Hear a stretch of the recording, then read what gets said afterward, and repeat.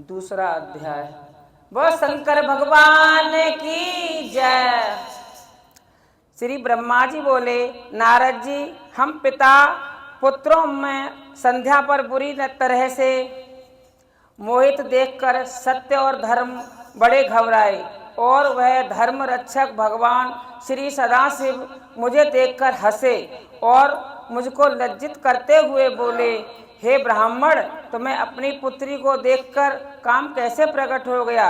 यह वेद मार्ग पर चलने वालों को उचित नहीं। क्या यह महापाप नहीं है? पुत्रो पुत्र की बहू माता के साथ भोग करने वाला घोर नरक में डाला जाता है। खेद है कि तुम वेद पाठी होकर इस बात को भूल गए और लज्जा को त्याग कर अपना धर्म नष्ट कर दिया।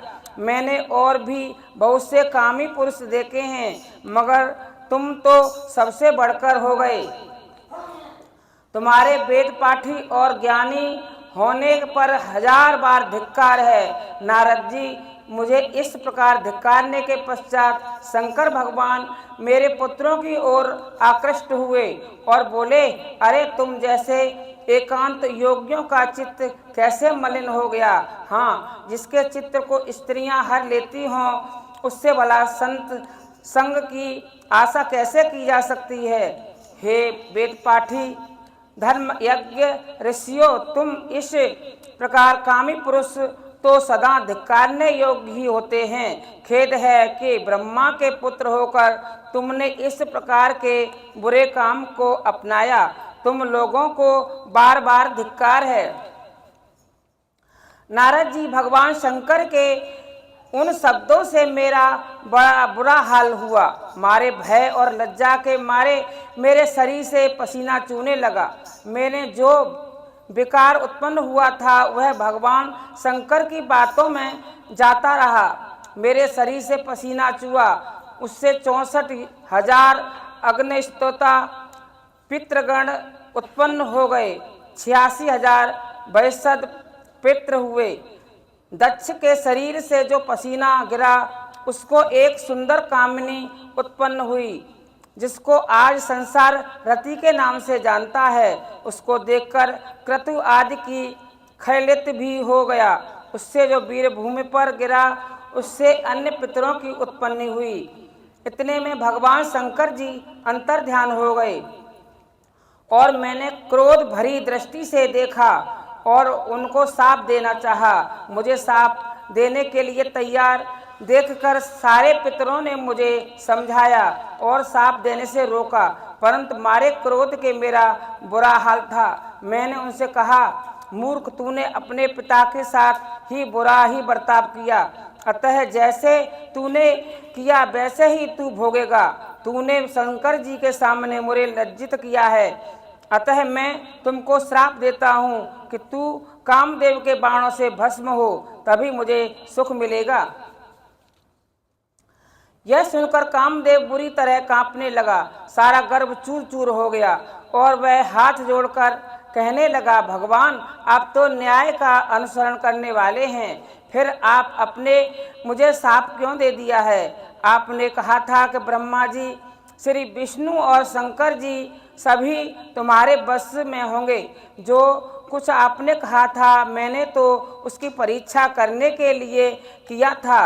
हे जगत पिता, मेरा कोई दोष नहीं है, अतः आप मुझे शाप मुक्त कर देवें। श्री ब्रह्मा जी बोले, हे नारद, कामदेव ने जब इस प्रकार नर्म होकर मेरी स्तुति की तो मैंने कहा, मेरा शाप तो झूठा नहीं हो सकता। अतएव जब शंकर जी अपना विवाह करेंगे तब तुम्हारा दोबारा जन्म होगा। इतना कहकर मैं चुप हो गया और मुझ मुनि तथा कामदेव भी अपने स्थान को चले गए। वो शंकर भगवान की जय। तीसरा अध्याय। नारद जी ने कहा, प्रभु, इसके पश्चात क्या हुआ? श्री ब्रह्मा जी बोले, नारद, इतना कुछ होने पर भी शंकर जी के विरुद्ध मेरे मन में जो द्वेष उत्पन्न हो चुका था, उसको मैं किसी प्रकार भी दूर न कर सका। इसको भी तुम शिव की माया ही कह सकते हो। मैंने अपने पुत्र दत्त को बुलाकर कहा, कि अपने पसीने से उत्पन्न हुई कन्या रति का विवाह कामदेव से कर दो। इस पर दक्ष ने कामदेव से कहा, हे कर्दन, तुम्हारे ही समान गुण वाली मेरी पुत्री को पत्नी के रूप में ग्रहण करो।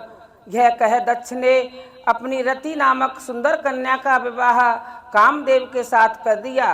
विवाह के समय सुखवर्धक महान उत्सव हुआ। अपनी पुत्री तथा जामाता को सुखी देखकर दक्ष भी अत्यंत प्रसन्न थे। जैसे मैं कह चुका हूँ, मेरे हृदय में द्वेष की अग्नि जल रही थी। मुझे माया ने दबा लिया और मैंने अहंकार में भरकर दक्ष से कहा, हे दक्ष, शंकर जो तीनों लोकों के स्वामी, स्त्रियों से रहित, भोग विलास को त्याग कर सदैव प्रसन्न रहते हैं और संसार के बंधनों से मुक्त होकर योगियों के समान जीवन व्यतीत करते हैं, उनको अपनी इंद्रियों पर विजय पाकर हम लोगों का अपमान किया है। अतः हम लोगों को भी वही काम करना चाहिए जिससे कि उनके मन में विकार उत्पन्न हो। इसीलिए अब तुम उपाय करो कि शंकर जी अपना विवाह करें। जब तक यह काम न होगा मेरी चिंता न मिटेगी। वह मेरे पुत्र होकर भी अपने को सबसे बड़ा समझकर मेरी बेइज्जती करने लगे। यदि विष्णु ऐसा करते तो मुझे कभी इतना दुख न होता। इसलिए जब तक सदाशिव अपना विवाह न कर लेंगे मुझे चैन न पड़ेगा। मैंने यह बात दक्ष से कही थी कि यहाँ कामदेव और रति आ पहुँचे। मैंने तब कामदेव की अत्यधिक प्रशंसा करके उनसे कहा, वत्स, अब तुम जगत के हितार्थ शंकर जी को अपने वश में करो और अपना प्रताप दिखाओ। ऐसा करने से तीनों लोकों में तुम्हारा अधिकार हो जाएगा। यह काम तुम्हारे अतिरिक्त और कोई नहीं कर सकता।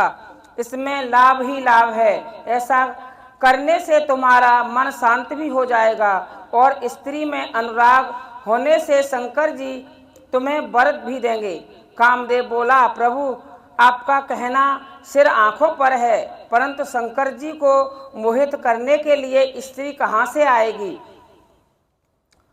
उनका निर्माण तो आपको ही करना होगा। उसी समय मेरे श्वास से बसंत उत्पन्न हुआ।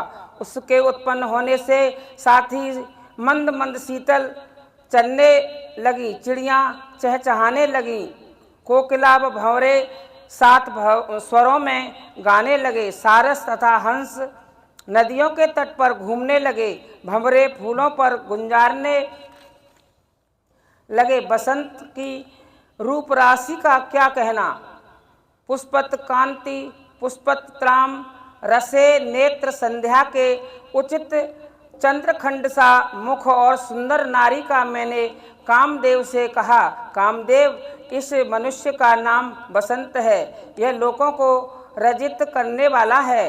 अब तुम बसंत तथा अपने अन्य सहचरों को साथ लेकर शंकर जी को मोहित करने के लिए भगवान शंकर जी के स्थान की ओर चल दिया। बोल शंकर भगवान की, बोल पार्वती मैया की जय।